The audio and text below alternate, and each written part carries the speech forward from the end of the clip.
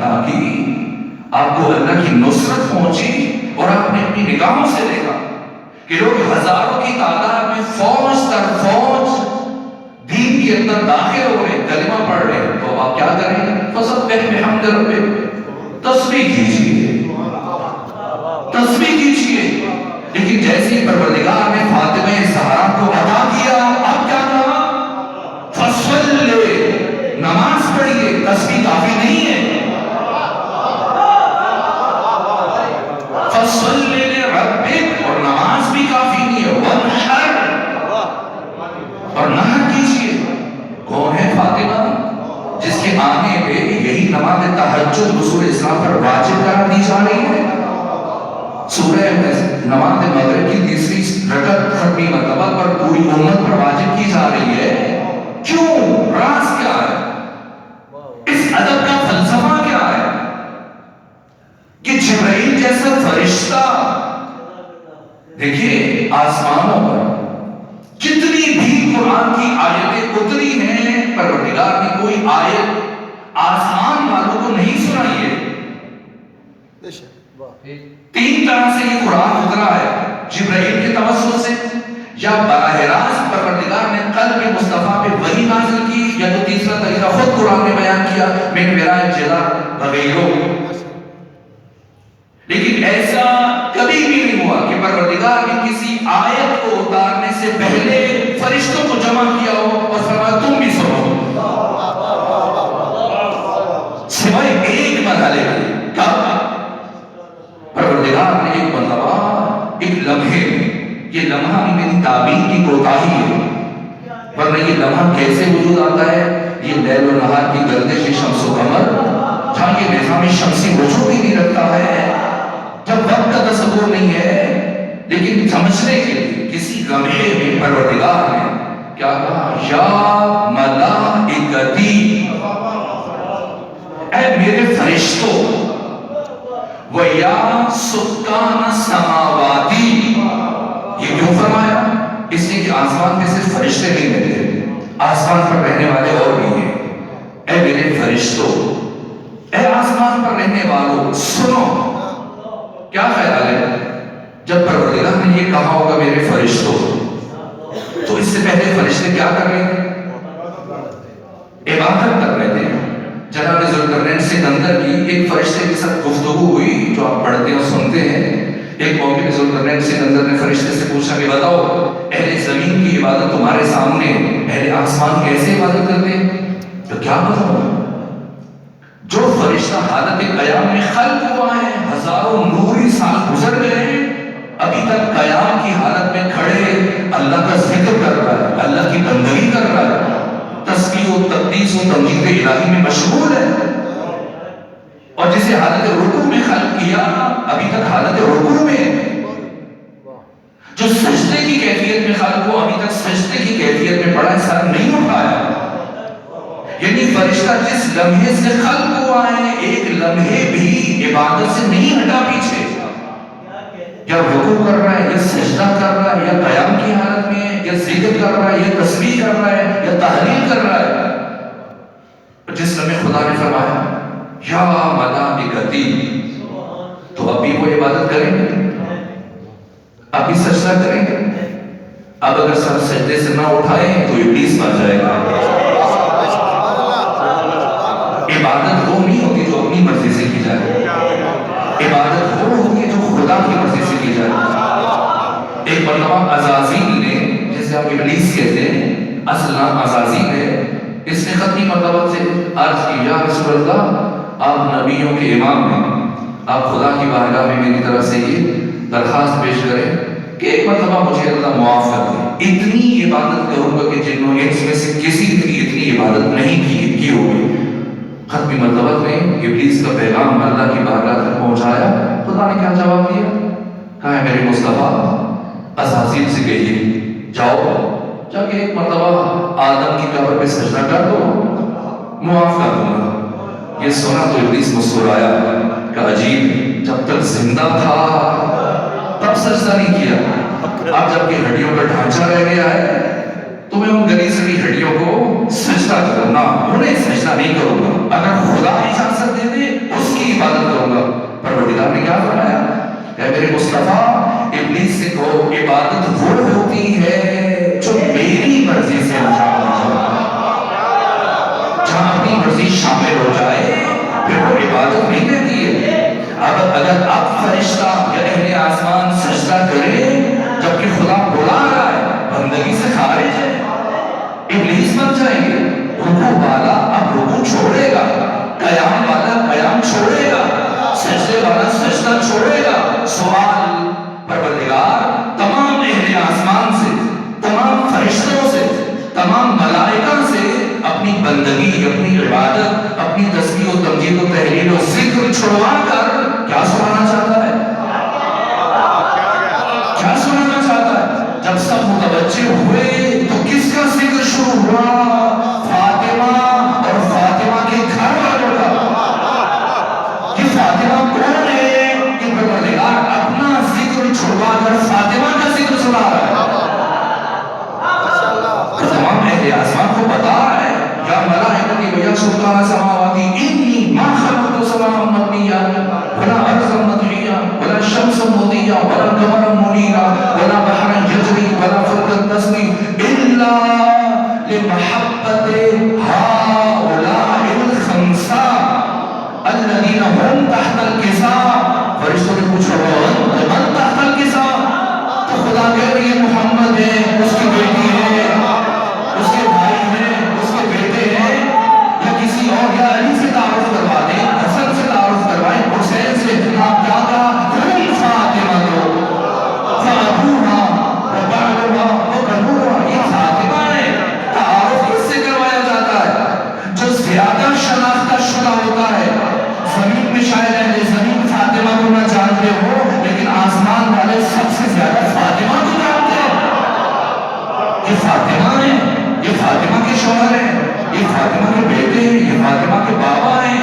اور اب پروردگار نے پہلی اور آخری مرتبہ ایک آیت سنائی اپنے فرشتوں کو. اس سے پہلے کہ زمین پر اتارے, آسمان پر سنائی.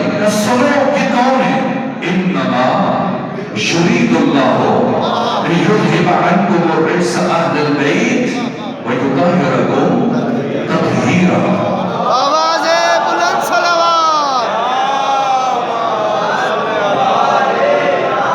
اس سے پہلے کہ فاطمہ زہرا اور آپ کے خاندان کی عصمت و طہارت کا اعلان پروردگار زمین پر کرتا, آسمان پہ کیا, قدسیوں کے درمیان, فرشتوں کے درمیان. اور جیسے پروردگار نے یہ آیت سنائی, جبریل بے تابی سے, بے صبری سے, اضطراب سے آگے بڑھا. پروردگار اجازت ہے کہ میں یہ آیت لے کے زمین پہ چلا جاؤں, جا کے سناؤں.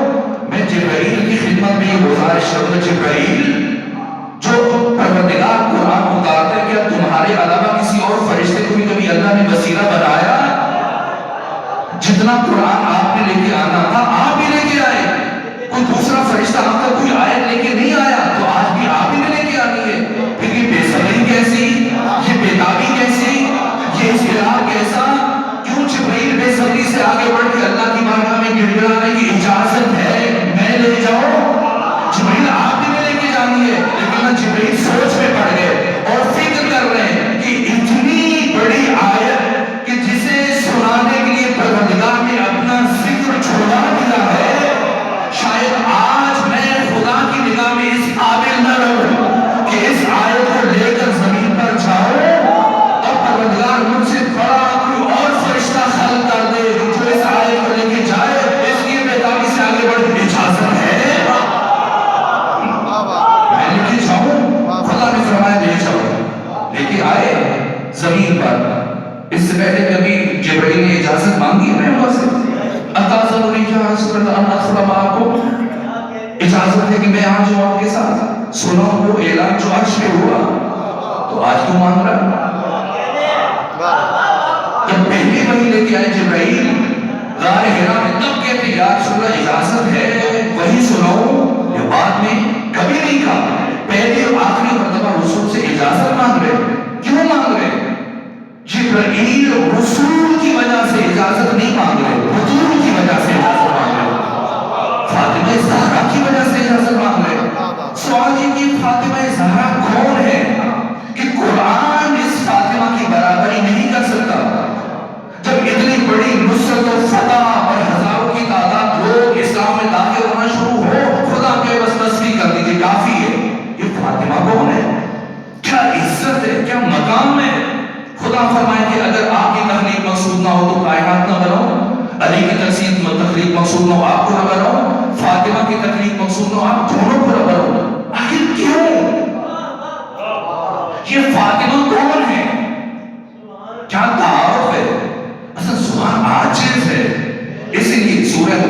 شمس کا محور ذات فاطمہ ہے، سورہ عادیات کا محور ذات فاطمہ ہے، سورہ عادیات، سورہ دہر، سورہ انسان، سورہ حلقہ، سورہ کوثر اور باقی قرآن کی آیتیں، ان کا محور ذات سیدہ ہے۔ لیکن ان سب میں سے ایک سورہ بہت عجیب ہے اور تصریح ہے معصوم کی کہ سورہ قدر میں لیلۃ القدر سے مراد سیدہ زہرا ہے۔ خود خمینی بت شکن نے اپنی کتاب آداب الصلاۃ میں بیان کیا، امام صادق کی حدیث ذکر کی ہے، کہا کہ لیلۃ القدر میں قدر سے مراد اللہ ہے، لیل سے مراد فاطمہ زہرا ہے۔ لیلۃ القدر یعنی حجاب خدا، حجاب التوحید۔ کون ہے فاطمہ جسے قرآن لیل کہہ کے تشریح دے رہا ہے؟ اور کیا الفاظ ہیں؟ اِنَّا أَنزَلْنَاهُ فِي لَيْلَةِ الْقَدْرِ وَمَا أَدْرَاكَ مَا لَيْلَةُ الْقَدْرِ لَيْلَةُ الْقَدْرِ خَيْرٌ مِّنْ أَلْفِ شَهْرٍ۔ بشر عاجز ہے معرفت فاطمہ سے، حد ادراک انسانی ماورائے ذات فاطمہ۔ کون ہے فاطمہ؟ کیوں پروردگار لیل سے تشبیہ دے رہا ہے؟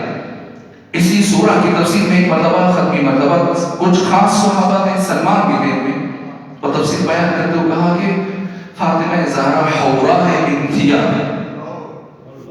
حورہ انسیہ۔ تو کسی نے سوال کیا، کہا کہ اس کا مطلب انسان نہیں ہے؟ کہنا میری بیٹی فاطمہ کا ظاہر انسانی ہے، فاطمہ زہرا در حقیقت حورہ ہے، حور ہے۔ حور کا وہ تصور ہے جو ملا نے آپ کو دیا، جو میڈیا پر یا ہماری مسجدوں میں حور سے متعلق ایک تصویر ہم نے سجا رکھی ہے کہ جیسے جنت کا ٹکٹ ہمارے ہاتھ میں دیا جائے گا تو کسی شہر جب دودھ کی نہر کے کنارے وہ بیٹھے آپ کا انتظار کر رہے اور آپ جائیں گے انگلی پکڑ کے چلنا کرنا شروع، نہ ایسا نہیں ہے۔ کیا جنت صرف مردوں کے لیے، عورتوں کے لیے نہیں ہے جنت؟ اگر مرد جائیں جنت میں انہیں حور ملے گی، عورتوں کو کیا ملے گا؟ جنت ہے تو سب کے لیے نا، ایسا تو نہیں کہ جنت سے مردوں کے لیے ہے خواتین کے لیے نہیں ہے۔ اگر مردوں کے لیے حور ہے تو خواتین کے لیے کیا ہے؟ یا وہ انسانیت میں کم ہے خدا کے نزدیک؟ نہ، جیسے مرد انسان ہے ایسی خاتون انسان ہے، جیسے مرد کا حق ہے ایسی خاتون کا حق ہے، تو کہ خاتون کو اس کے حق سے کیوں محروم کیا جائے گا؟ عدل الہی کے خلاف ہے۔ حور یہ تصور نہیں ہے جو ملا نے ہمیں دیا، نہ، حور کا وہ تصور جو مولا نے دیا ہے۔ کیا مطلب ہے حور سے؟ حور سے مراد جو ذہن میں نقشے بنا دیے ملا نے، وہ نہیں ہے۔ حور سے مراد انسان کا وہ عمل جسے انسان دنیا میں اختیار کرتا ہے، اسی عمل کو قیامت کے دن مجسم کر کے اس کا ہمنشین بنا دیا جائے گا۔ اب آپ پریشان ہو گئے کہ حور کے تصور میں تو بہت سارے کام کیے جا رہے وہ بھی چھینا جا رہے ہیں، نہ، ایسا نہیں ہے۔ حور انسانی اعمال کے تجسم کا نام ہے۔ جو انسان دنیا میں عمل کرے گا، جیسا عمل ہے، جتنی اس میں گہرائی ہے، جتنی اس میں معرفت ہے، جتنی اس میں دقت ہے، جتنی اس میں بصیرت ہے، جتنا اس میں خلوص ہے،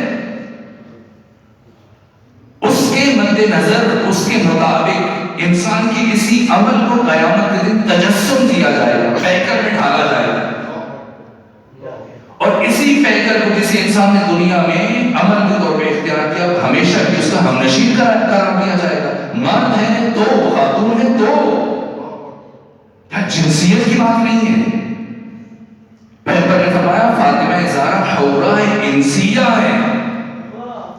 کیا مطلب ہے؟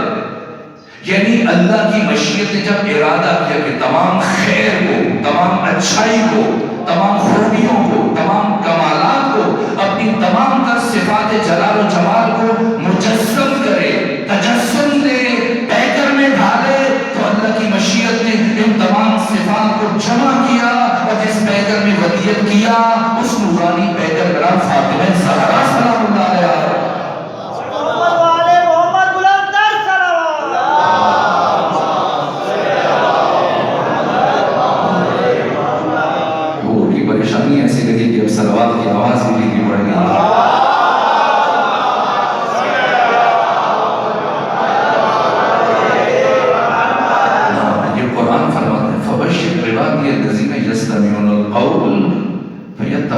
احسنا، یہ قرآن کی آیت ہے، اس کو ہم اپنے فرہنگ کا حصہ بنائیں، اپنے کلچر کا حصہ بنائیں۔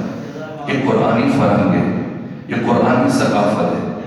اے میرے مصطفیٰ بشارت دیجیے، فبشر عبادی الذین، میرے ان بندوں کو یستمعون القول، قول کے اوپر الف لام نہ ہے جس کا مطلب ہے استغراق، جیسے الحمد کے اوپر، جو ہر ایک کی بات کو انتہائی توجہ سے سنتے ہیں۔ فیتبعون احسنا، اور جو ان میں سب سے بہترین ہے اسے منتخب کر لیتے ہیں، چن لیتے ہیں، اس کی پیروی کرتے ہیں۔ ضروری نہیں کہ ممبر سے یا کسی کتاب سے آپ کی بات پڑھیں اور 100% آپ متفق ہو جائیں، نہ، ایک بات کہی ہے، آپ بھی سوچیں، غور کریں، مطالعہ کریں، مباحثہ کریں۔ ضروری نہیں ہے کہ اس کو قبول بھی کریں، رد بھی کر سکتے ہیں، لیکن نہ سننا چاہیے۔ اگر ناراض نہیں ہوتے صلوات پڑھی خاندان فاطمہ۔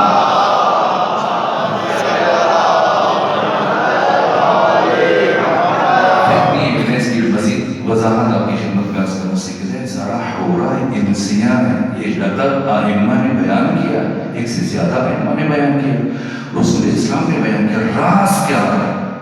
میری مجبوری ہے کہ وقت ختم ہو رہا ہے اور ہنگامے غروب ہے، میں بات کو زیادہ طول نہیں دے سکتا۔ وجہ کیا ہے؟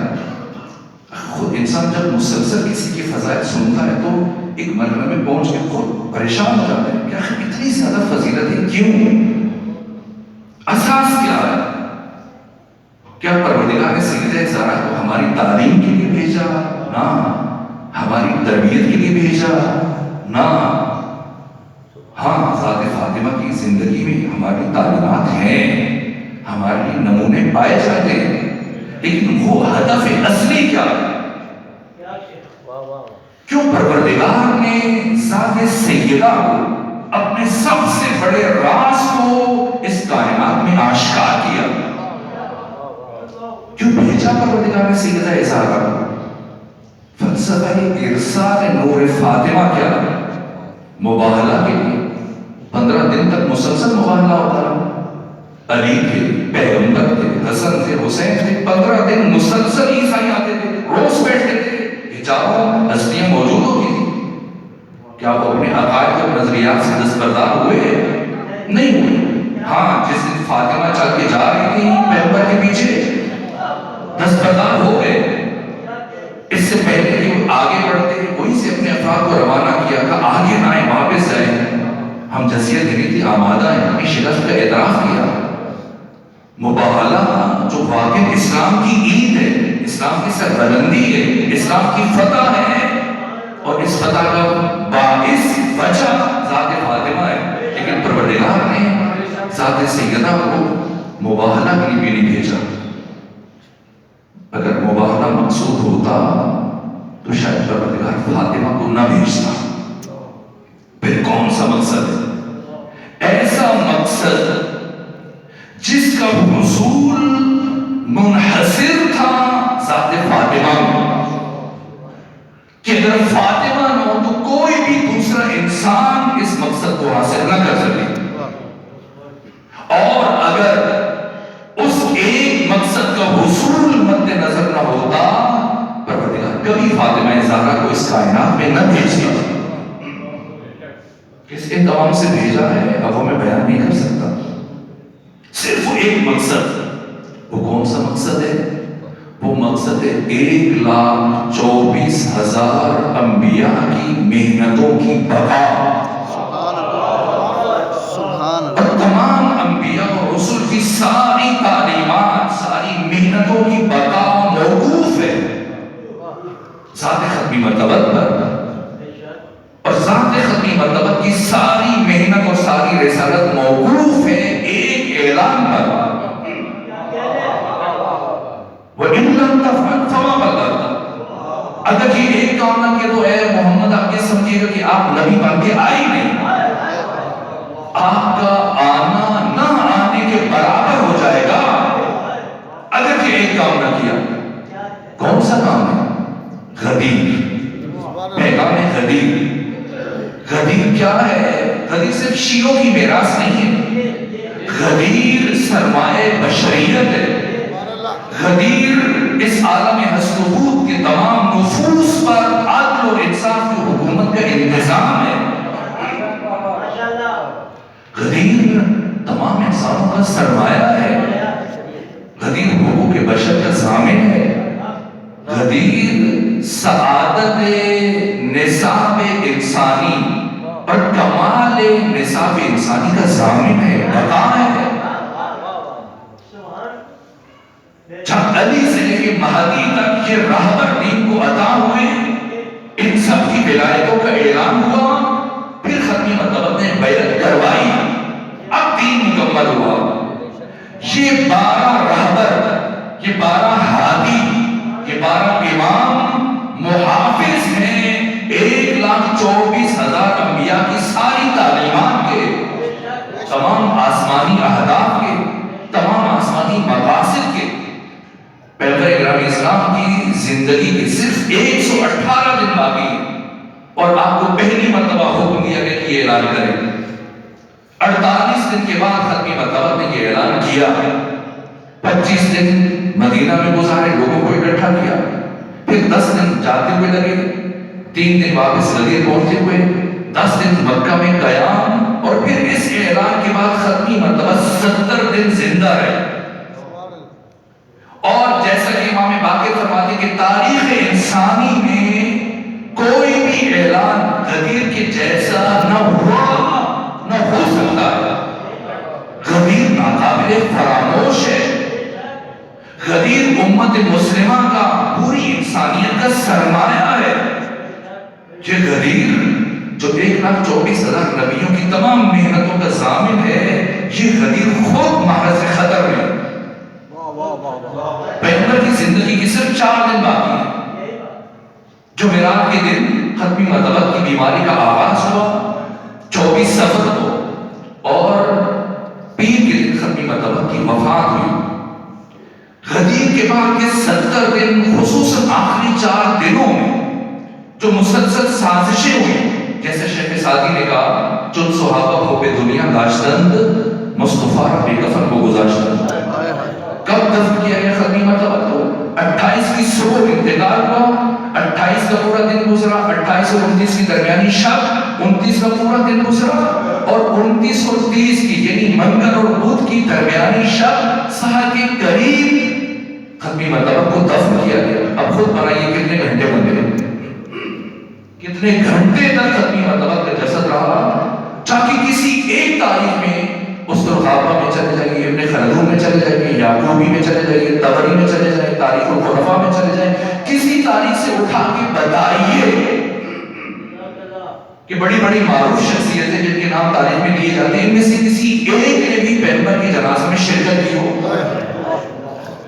اگر 28 کو نہیں کر سکے، 28 کی رات کو کر دیں. 28 کی رات میں نہیں کر سکے، 29 کا پورا دن گزر گیا کریں. 29 اور 30 کی درمیانی شب ہے.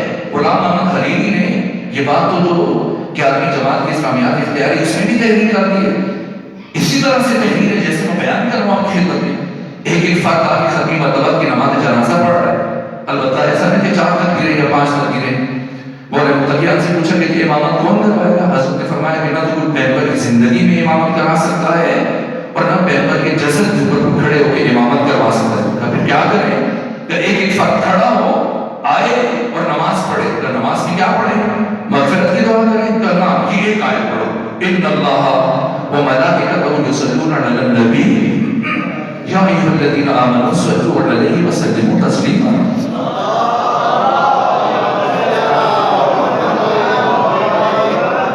29 اور 30 کی درمیانی شب کی سحر میں ختمی مرتبہ کو دفن کیا گیا، اور 30 کو مولا متقیان سے مطالبہ کیا گیا، بیعت کا مطالبہ کیا گیا. کیا ہوا؟ وہ اعلان جو ناقابل فراموش تھا. میں معذرت چاہتا ہوں پیچھے پچھلے سے اتنا وقت گزر گیا کہ بات کی مراحل میں بیان نہیں کر پا، اور مطلب جو بیان کرنا چاہتا تھا، جس کی میں نے ساری تمہید استوار کی، وہ میں بیان نہیں کر سکا. کیسے منحصر؟ اس لیے کہ ایسا سکوت تھا وفات نبوی کے موقع پر جب حق کو پائمال کیا گیا. جتنی بھی طبقات تھے سب خاموش تھے. مہاجرین ان میں سے 4 افراد جو کہ سقیفہ بنی سعدہ میں چلے گئے تھے، عبد الرحمن بن عوف مکی، ابو عبیدہ جراح اور 2 افراد اور، چونکہ انصار ان کی وقتی بنتے کے آگے سرنگو ہو گئے ہیں، وہ ساتھ مبادلہ کی بیعت کرنا چاہ رہے تھے، نہیں کر سکے، ان میں سے ایک فرد کا انتخاب ہوا۔ اب مہاجرین ان 4 کی وجہ سے ان کا اچھی بات ہے، چلے ہم میں سے بن گئے انصار کے مقابلے میں۔ انصار چونکہ سقیفہ بنی سعدہ میں سوائے ایک بندے کی سب نے بیعت کر لی، 300 سے زیادہ افراد موجود تھے، وہ بھی خاموش ہے۔ ایک بڑی قوت بنو امیہ تھی، بنو امیہ کو خریدا گیا، کیسے خریدا گیا آپ کے علم میں؟ ورنہ سردار بنو امیہ تو پہلے مولوی متقیہ کے پاس آیا تھا شام سے واپسی پہ، آپ نے کیا جواب دیا جس کے نتیجے میں حاکم باب کے پاس گیا؟ نہ انصار بول سکتے ہیں، نہ مہاجرین بات کر سکتے ہیں، نہ بنو امیہ بھی بات کر سکتے ہیں، نہ علی بات کر سکتے ہیں۔ 5ویں خطبے میں حضرت وجہ بیان کی کہ میں کیوں نہیں بات کر سکتا، اور اگر علی بات نہیں کر سکتے، علی کے اصحاب بھی بات نہیں کر سکتے، وہ کتنے بچے آپ کے سامنے، بنو ہاشم بھی بات نہیں کر سکتے۔ ایک سکوت ہے، چاروں سمت ایک سناٹا طاری ہے۔ کچھ اس لیے نہیں بول پا رہے کیونکہ زمین خرید لیے گئے، کچھ اس لیے نہیں بول پا رہے کہ وہ قریش کی وقتی منطق کے آگے سرنگو ہو گئے، کچھ اس لیے نہیں وہ بول پا رہے کہ انصار کی مخالفت میں ان کا نمائندہ منتخب ہو گیا، چپ ہے، خوش ہے اسی بات پہ۔ علی اس لیے نہیں بول سکتے، تلوار نہیں اٹھا سکتے، ورنہ وہ علی جس نے ٹوٹی ہوئی تلوار کے ساتھ جنگ احد میں ہزاروں دشمن کو بھاگنے پہ مجبور کر دیا تھا، اگر وہی علی صاحب ذوالفقار ختمی مرتبہ کے جنازے سے الگ ہو کر سقیفہ بنی سعدہ میں پہنچ جاتے، کتنا وقت چاہیے تھا علی کو؟ پھر کیوں نہیں گئے؟ اس لیے کہ علی امام ہے، اور امام کا مطلب کیا ہے؟ دین کا محافظ۔ اگر دین تلوار چلا کے بچ سکتی ہے تو گردنیں اڑے گی، لیکن اگر دین منحصر ہے شمشیر کو نیام میں رکھ کے، اب زہرا جیسی زوجہ کے رخسار پہ تماچا لگ جائے، اب تلوار نہیں اٹھے گی۔ اسلام مدیون ہے صبر علی کا اور شجاعت علی کا۔ اسلام اپنے وجود میں آنے میں، اپنے وجود میں آنے میں، اپنے بننے میں محتاج ہے شمشیر علی کا، اور اسلام اپنی بقا میں محتاج ہے صبر علی کا۔ کتنا مشکل مرحلہ تھا جب علی شاہ نے کہا کہ غرور گھر میں رسی تھی، ابو ذر سے صبر نہ ہوا، ایک مرتبہ تلوار نکالی، جیسے ابو ذر نے تلوار نکالی علی کی نگاہ ابو ذر پہ پڑی، ابو ذر سے کچھ نہیں کہا کہ شاید ابو ذر درک نہ کر پائے، علی کی حکمت، علی کے سکوت کی حکمت کو نہ سمجھ پائے، اس لیے انتہائی معنی خیز نگاہوں سے اسی کیفیت میں زیر خاک علی نے سلمان کی طرف دیکھا۔ سلمان دوڑتے ہوئے گئے ابو ذر کے پاس اور کہا، اے ابو ذر کیا تو علی سے بڑا شمشیر زن ہے؟ آج اگر فاتح خیبر تلوار نہیں اٹھا رہا تو اس سکوت کے راز کو سمجھو۔ اسی حالت میں کہ جب کہ علی ابن ابی طالب کی غرور اثر میں رسی تھی لے کے جایا جا رہا تھا، ایک یہودی جو کئی سالوں سے علی علیہ السلام کی گلی میں رہتا تھا، ہمسایہ تھا، 10 سال پیغمبر مسلسل اسے تبلیغ کرتے رہے، آیتیں سناتے تھے قرآن کی، پیغمبر کا اخلاق دیکھا، قریب رہا، دیکھتا تھا، سنتا تھا، اس کے باوجود اسلام قبول نہیں کیا۔ لیکن پیغمبر کی 10 سالہ تبلیغ کے باوجود اسلام نہ قبول نہ کرنے والا یہودی آج پیغمبر کی وفات کو 2 سے 3 دن گزرے ہیں، اور ادھر جیسے علی ابن ابی طالب کی گلے میں رسی دیکھی، ایک مرتبہ بلند آواز سے کہا، اشہد ان لا الہ الا اللہ واشہد ان محمد رسول اللہ واشہد ان علی ولی اللہ۔ ایک مسلمان آگے بڑھا، تو تجھے کیا ہوا؟ پیغمبر ساری زندگی تبلیغ کرتے رہے، تو نے اسلام قبول نہیں کیا، آج کیا دیکھا جو تو نے کلمہ پڑھ لیا؟ کہا کہ میں نے اس علی کو 3-4 سال پہلے جنگ خیبر میں لڑتے ہوئے اپنی آنکھوں سے دیکھا، مجھے وہ منظر کبھی نہیں بھولتا کہ جب اسی علی نے اپنی جنبش دست سے اس دروازے کو فضاؤں میں اچھالا جسے 20 پہلوان مل کے کھولتے تھے اور مل کے بند کرتے تھے، لیکن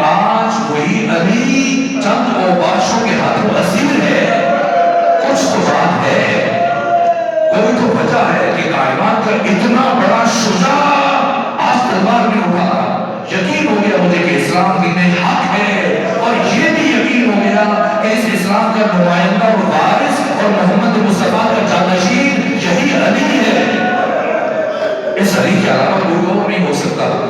اب جبکہ ہر طرف سکوت ہے، سناٹا ہے، اب اگر یہی سکوت رہے تو وہ پیغام جس پر نبی کی نبوت کا انحصار ہے، جس پر 1,24,000 انبیاء کی ساری محنتوں کی بقا موقوف ہے، وہ اعلان غدیر ہمیشہ کے لیے ختم ہو جائے، محو ہو جائے، بھول جائے. کوئی تو ہو جو اس کائنات کے سب سے بڑے اعلان کو قیامت تک آنے والی غیور اور باشعور نسل انسانی تک پہنچائے. تنہا ایک ذات تھی جس ذات کا نام فاطمہ زہرا سلام اللہ علیہا. کیسے بچایا غریب کو، کیسے پہنچایا اس پیغام کو. کسی کے وہم و گمان میں بھی نہیں تھا، حاکم باقی ذہن میں بھی نہیں تھا کہ فاطمہ زہرا دربار آ سکتی ہے. اگر فتح کا حصول مقصود ہوتا تو فاطمہ زہرا کبھی دربار نہ جاتی. فاطمہ زہرا حاکم باقی گھر چلی جاتی، بیٹھ کے بات کرتی. لیکن نہ، مسئلہ فتح لینا نہیں تھا، مسئلہ چہروں سے نقاب کو الٹنا تھا، مسئلہ حق کو عیاں کرنا تھا، مسئلہ قیامت تک آنے والے انسانوں تک پیغام غدیر کو پہنچانا تھا. اس لیے صرف ایک آواز، ورنہ جب ساتھ میں عبادہ جیسے سردار کے قتل کو دبا دیا گیا، کوئی بھی اٹھتا اس کی آواز کو گھٹی سے کھینچ لیا جاتا، اس کی آواز کو خاموش کر دیا جاتا. لیکن ایک آواز، اتنی طویل آواز جو صدیوں کی مسافت طے کر کے آج ہر غیور انسان کے کانوں تک پہنچ چکی ہے. کیا کیا فاطمہ زہرا نے؟ کس طرح سے دین کو بچایا، کس طرح سے انبیاء کی محنتوں کو بچایا.